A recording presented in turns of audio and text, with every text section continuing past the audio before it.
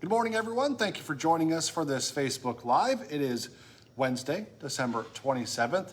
We're finally, hopefully, going to get rid of this nasty winter storm. We are saying goodbye to it today. Okay, we'll get to that in just a moment. But first, a reminder, you can watch us live every morning on Facebook here about 8 o'clock. We go live Monday through Friday, so join us then. You can also find us on our Inform YouTube channel and your favorite podcast platform. Just go to inform.com/podcast, look for the Inform Minute. And you can also find us every morning, 5 to 7 a.m. on First News. Turn on your TV, watch us then, get all the latest updates on news and weather. And if you don't have power and can't turn on your TV, yes. You can stream First News on Absolutely. inform.com. I got a couple questions about that this morning, or a few comments saying, I can't watch this morning, we don't have power. Yeah, a lot of power outages around the region. So. Yes, but you can always stream us on inform.com. First News is right there on the homepage. That's so right easy, there. You don't even have to dig around for it. So this morning, we are just squeezing out a little bit of moisture left with this system. The bulk of it is done.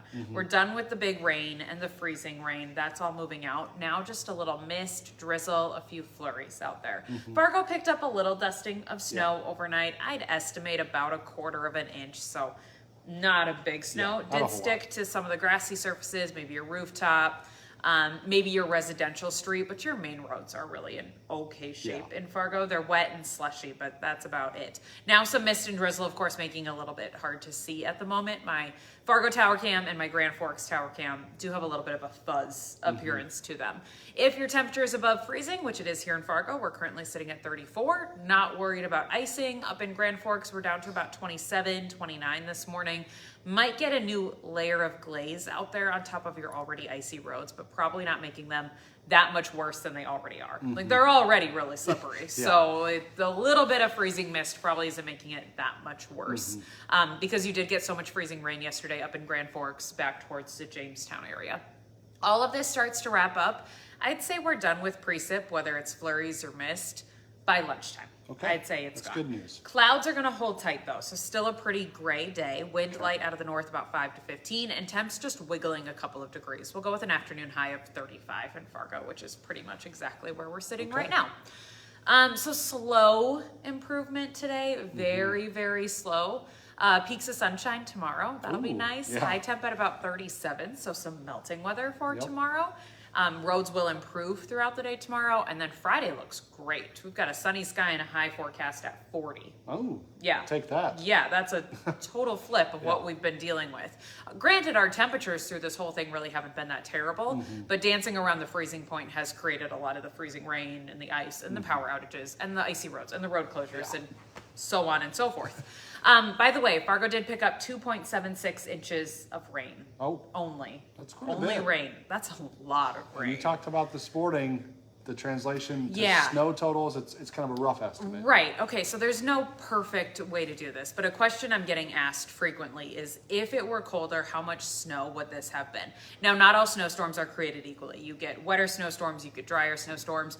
Here in the Northern Plains, we get some really dry snow sometime. Sure, yeah. I once saw a snow ratio of 48 to 1, which means it would have taken 48 inches of that snow to make 1 inch of water. Wow. That's basically air. Yeah, That is hardly snow at all. So in this case, with 2.76 inches of rain, and you pretend it's a perfect world, again, not everything's perfect, shocker, and not every snowstorm is the same. But in a perfect world, the snow ratio is 10 to 1, meaning it takes 10 inches of snow to make 1 inch of water. We had 2.76 inches of water, so if you do the estimation there, that's 27.5 inches of snow. Wow. There's no way to exactly know that that's what would have fallen. You know, wet snow accumulates differently. It gets compacted, which can make the snow total look smaller. So there's no way to know exactly, but it's kind of a fun little perspective. And even if they're off a little bit on that, I mean, that would have been a major snowstorm. Yeah, for sure. A lot of snow, a lot of hassle. We had a lot of hassle. Yeah, exactly. Yeah. And freezing rain isn't all that common here. We were under an ice storm warning. The last time we had one of those was actually Christmas of 2016. Oh. So it's been 7 years since we've had significant icing like this. Almost we obviously on the dot, too. Yeah. We obviously get icy roads and that sort of thing, but to have actual freezing rain in an ice storm, not all that common here because we're typically just colder and windier and we get the blizzard. Sure. Okay, what else? Looking ahead to New Yeah. Year's? So New Year's, right now forecast looking okay. We did add in a chance at a little bit of light snow on Saturday. I'm not super impressed. Okay. We'll watch it, let you know if any travel inconveniences pop up, but right now you should be good to go. Okay, good news. Temperatures will be falling though. Right now I'm forecasting teens, lower 20s on Sunday, so New Year's Eve. On New Year's Day, 30s, so we do have that transition there, but a cold start to New Year's Day. Looking at single digits. Oh, okay. On New Year's morning. That has not been common. No, people will probably be sleeping at that point, but it's going to be cold out. While you're ringing in the new year right around midnight, I'd say some teens. So not terrible for this time of year. Yeah, We've not obviously celebrated much colder, much colder New Year's.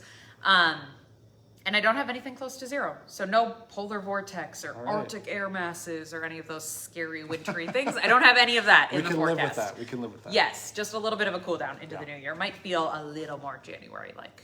All right. Okay, that's all. Thanks. Appreciate it. All right, let's talk about more travel right away, then we'll dive into a couple other news headlines for you this morning. All right, right now the weather, of course, still impacting travel across the region. The road maps are updating constantly throughout the morning, so you got to go check them yourself depending on where you're at in the state of North Dakota or Minnesota. Everywhere seems to be a little different this morning, but here's kind of for general terms, this is what we're talking about. In the metro, roads not too bad. They're mostly wet and slushy. You should be all right getting around the FM Metro. But a lot of places still dealing with that ice on the roads this morning. The North Dakota DOT extended closures of I-29 due to dangerous driving conditions. So as of this morning, a little bit ago when I checked the road maps, I-29 still closed from Fargo to Grand Forks. And then the southbound lane from the Canadian border to Grand Forks is also closed. The northbound lane, though, of that same stretch appears to be open. It's not something you see too often, I don't think. I don't know exactly what the differences are there, but you could assume that the northbound lane is still probably slippery and slick, but it is not closed. So there's an update there. Much of the middle portion of the state of North Dakota is under some type of travel advisory, whether that's a no travel advisory or a travel alert. Pretty much the entire Red River Valley under a travel alert. Lots of icy roads, lots of slick, slushy roads. So if you are traveling this morning, driving back to work or wherever you're going, be careful. Just because roads are starting to improve in the metro doesn't mean you should just think things are clear and go full speed ahead. Be careful out there. All right, also right now, thousands of people in North Dakota still dealing with power outages because of this bad weather. As of this morning, Stutzman County, more than 9,000 customers there without power. That's over 75% of the county's population. That's wild. They got a lot of ice that way.